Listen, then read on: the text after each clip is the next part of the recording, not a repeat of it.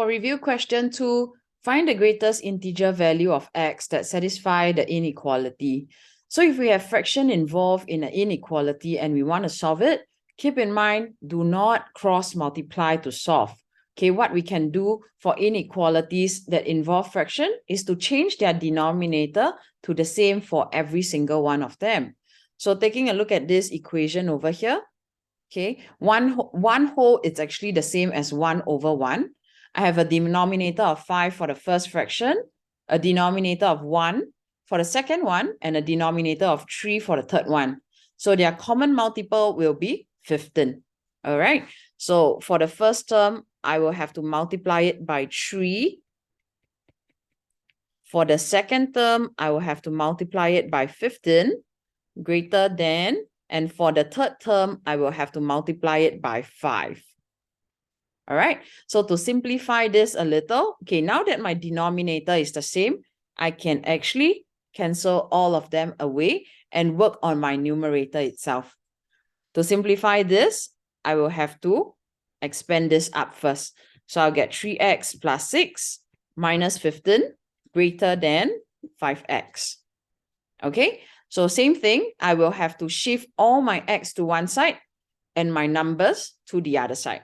So 3x stays, 5x will come over to become minus 5x, greater than, plus 6 will come over to become minus 6, minus 15 will also come over to become plus 15.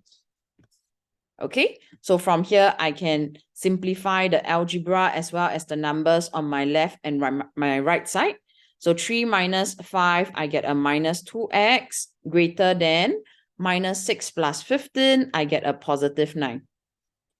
Now that I want to pop the negative over to my right-hand side, I must remember to flip my inequality sign to become smaller than 9.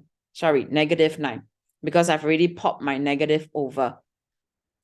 Okay, from here, x smaller than negative 9 over 2, or I can also put it in a decimal form, which is x is smaller than negative 4.5.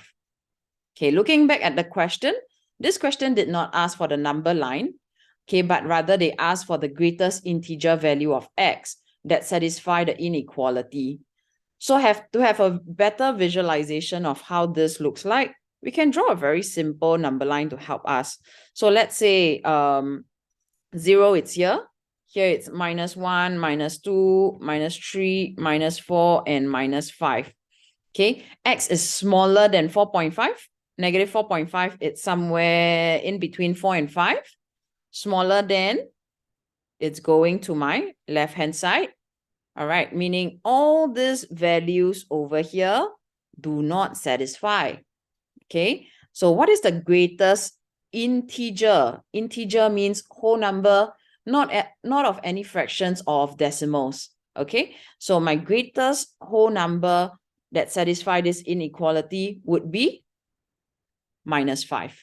So my answer over here is minus 5.